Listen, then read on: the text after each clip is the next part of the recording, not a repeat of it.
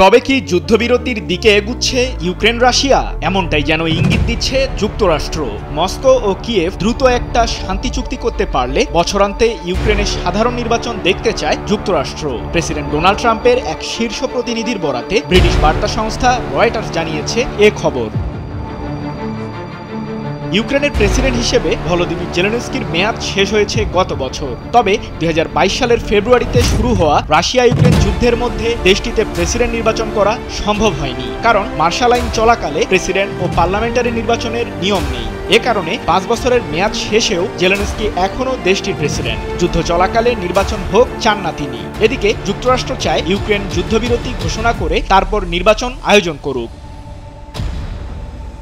President Donald ট্রাম্পের Ukraine বিষয়ক কর্মকর্তা কিথ কেলক বার্তা সংস্থা রয়টার্সকে দেওয়া এক সাক্ষাৎকারে জানিয়েছেন, আসন্ন মাসগুলোর মধ্যে রাশিয়ার সঙ্গে যুদ্ধবিরতিতে গিয়ে তারপর এ বছরের শেষে নির্বাচন আয়োজন করতে পারে ইউক্রেন।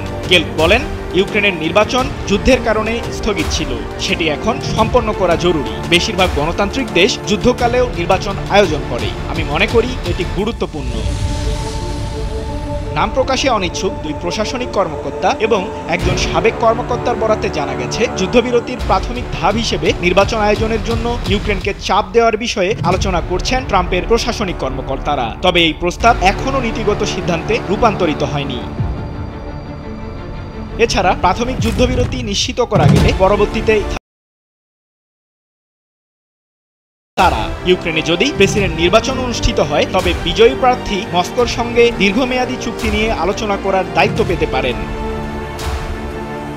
অবশ্য ট্রাম্পের প্রস্তাবে ইউক্রেনের সম্ভাব্য প্রতিক্রিয়া এখনও নিশ্চিত করে বলা যাচ্ছে না। দেশটির প্রেসিডেন্ট ভলোদিমির জেলেনস্কি এর আগে এক সাক্ষাৎকারে বলেছিলেন, যুদ্ধের অবসান হলে এবং ভবিষ্যৎ রুশ আগ্রাসন নিবৃত্তকরণের যথাযথ ব্যবস্থা গ্রহণ করা হলে চলতি বছর নির্বাচন আয়োজনের চেষ্টা করতে পারে তারা।